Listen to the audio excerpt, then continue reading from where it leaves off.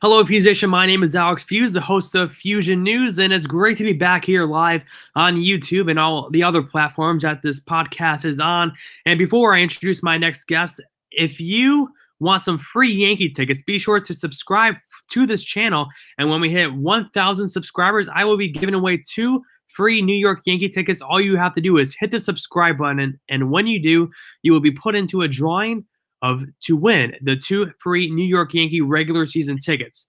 Well, without further ado, my next guest on the Fusion News podcast is San Francisco Giants minor league player within the organization is Chris Corbett, and he's actually driving back to his house now from Florida. So, Chris, how's the car ride going so far?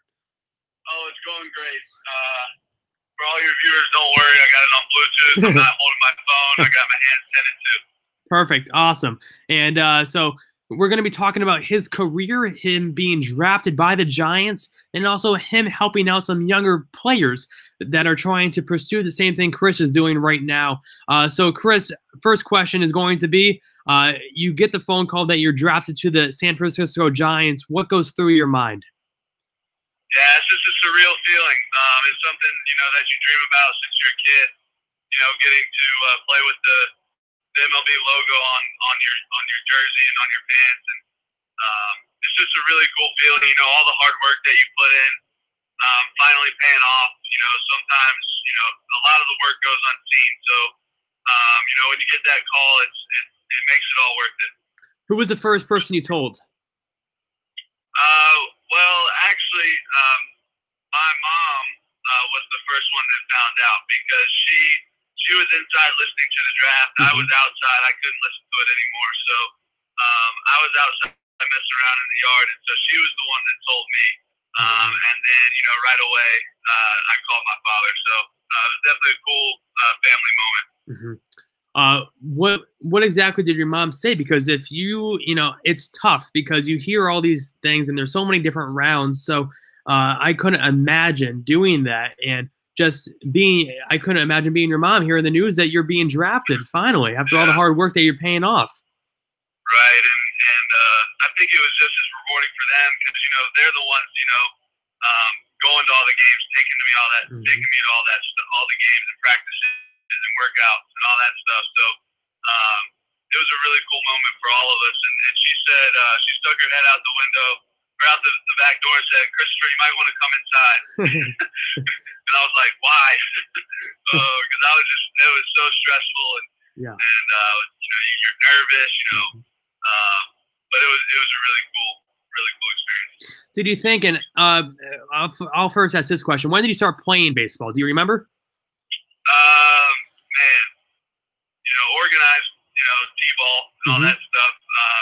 But there's some pictures, when I'm 1.5, 2 years old, in the backyard with the wiffle ball and the wiffle bat. So, I've been playing my whole life. Did you ever think it would come a day that, your mom sticks her head out the window and tells you to come inside, and you, of course, then hear the news that you're being drafted by an MLB team? Yeah.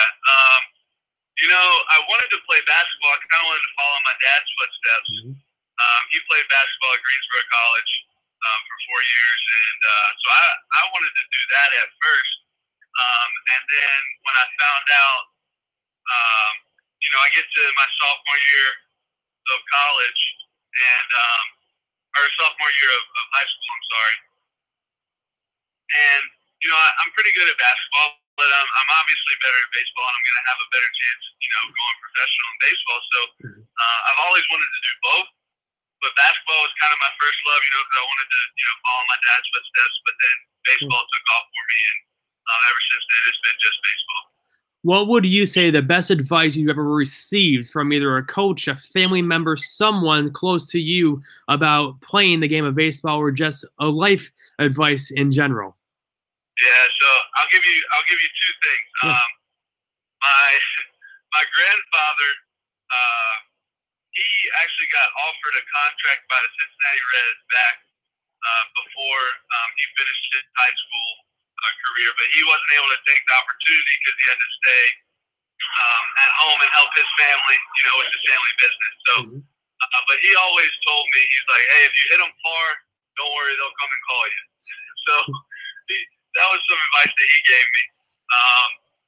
And then I think the best advice though is my college coach always tells me, people won't remember, your batting average, how many guys you threw out, or how many home runs you hit. They'll remember how you made them feel. And so I think that's a really important part of baseball, where it's such an individualistic sport, but you got a whole bunch of guys on one team trying to strive for the same goal. So being that good teammate, being the guy who lifts everybody else up, and taking care of your part obviously is part of the goal. But being that guy who's also a great teammate. Well, Chris, going off of what you just last responded to, I have to say you're basically doing that now, helping out that either middle school, high school, college baseball player wanting to make the major leagues and help improve them through this almost webinar type thing. Can you tell us a little about that and what exactly you're doing? Yeah, so it's a really, really cool idea. Matt Meyer set it up. He played pro ball a couple years as a pitcher. And he just had the idea of let's give these minor league guys who, in the off season aren't getting paid, let's give them a way to, stay in the game, help some other, younger players, while also making some money. So, it's a great gig for us. So basically what we do is we have really cool video software, okay, and we use the Zoom platform. The player sets up his camera so that we can see from a couple different angles, and then we can video what they're doing, share our screen, break down the video, and then we go through some drills and that kind of stuff, usually off the tee, and then if the parent is there, they'll toss to them or throw to them as well. And so kids can do this strictly from their home or their backyard. They can go to batting cages. There's actually a facility out in Missouri that they're able to go to, kind of like the home facility or between the lines. But it's really cool because you get to interact with these kids from all over the U.S. I actually have a kid in Canada.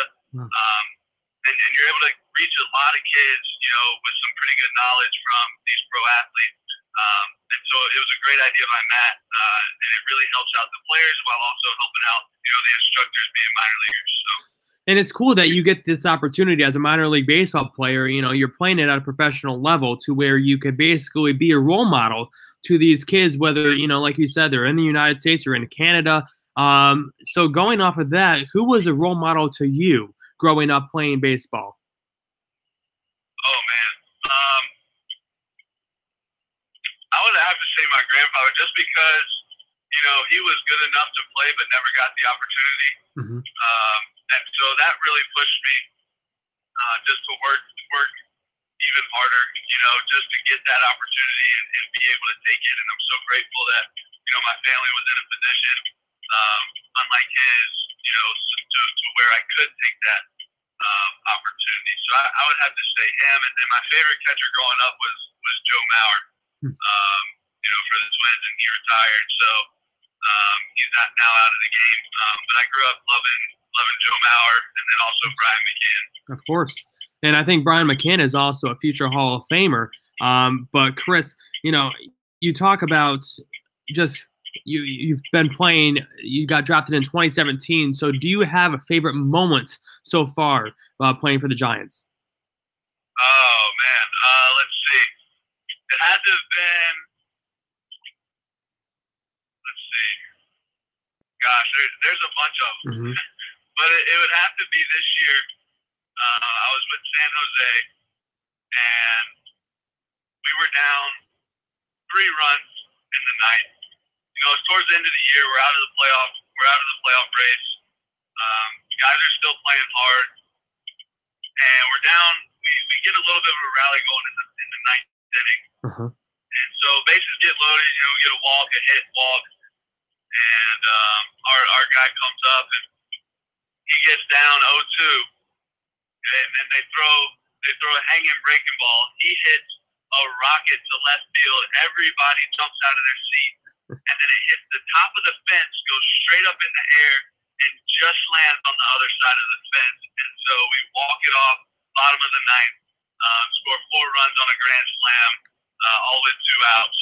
to win the game. That was a really cool. That was probably the most exciting moment that I've had in pro ball. Wow, and of course, being a huge baseball fan, just the excitement that you just put into words, everyone was on their feet and everything. Those are the moments that you live for as a baseball player, a baseball fan, a baseball broadcaster, if you are or not. So just those type of moments are so, fun, especially if you're a player. It's so fun. I mean, just, it's late in the season, everybody could have just been, hanging out. We're out of the playoff race, but, it was just really cool to see all the energy and the excitement from the team. Chris, we're going into the Fast Five segments. One of my favorite segments on this show is just 5 quick questions. First question for you is favorite city you've ever been to? Vancouver, Canada. Wow, I haven't been there, but I've been to Canada, but not Vancouver. I've always wanted to go there. Favorite snack? Peanut butter and jelly, the snack of minor Okay. leaguers. Favorite baseball team growing up?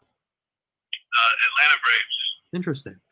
One position you've always wanted to play but never got the chance to? Shortstop. And last question, I know you've already kind of answered it, but one player, actually I'm going to switch it right now. One pitcher you've always wanted to caught? Oh, man. Or catch, I should say. I would have to say I love Dontrell Willis. Okay. Wow. He was a pitcher for the Marlins, and he had the highest leg kick. And I remember when I was younger, I pitched a little bit, and we would always, our team would always mess around. We'd always try to do, the Dontrell Willis leg kick, try to get our leg up above our head. He was a big lefty. Yeah. Real high leg kick, fun to watch. That's awesome. And Chris, last question before we wrap up this interview. It's a question I always like to ask if it's a baseball fan, a baseball reporter, a baseball player. If a 16-year-old kid came up to you and told you they don't understand baseball and it's boring, what would you say to them? I don't know. Let's see. I would just say good things come with time. If you hang around long enough, you'll learn the game and you'll learn to enjoy it, and you'll learn all the little things that go into the game that make it interesting. I think if you look from the outside and you don't know the intricacies of the game, then yeah, it definitely can be boring. It's not like other sports where you're running up and down. You got action all the time, but there is action in baseball games all the time. You just don't necessarily see it if you don't know the game. So I would say give it some time, learn the game a little bit, and see if you can find some of the intricacies within the game. I 100% agree with you, Chris. I want to say thank you for taking the time on the drive back home, and I appreciate you taking the time to once again come on Feuzion News today. I wish you the best of luck next season. Yeah, man. Thanks so much. Appreciate it. Have a great rest of your night. All right, man. All right, Fuse Nation, you just heard it from Chris Corbett, a minor league baseball player for the San Francisco Giants. You heard it from him first. Hey, take it by pitch. Every pitch matters in baseball. Just enjoy it. Learn the game. Don't talk crap about a game you haven't even watched. Anyways, now that rant's over, once again, if you are not a subscriber of Feuzion News, what are you waiting for? Hit the subscribe button to be entered in for a chance to win 2 free regular season New York Yankee tickets. Once again, Fuse Nation, I want to say thank you for listening. Always be a subscriber of Feuzion News, and also check out the new website, alexfuse.com. Thank you again for listening, and I will be seeing you very soon. Thanks for watching.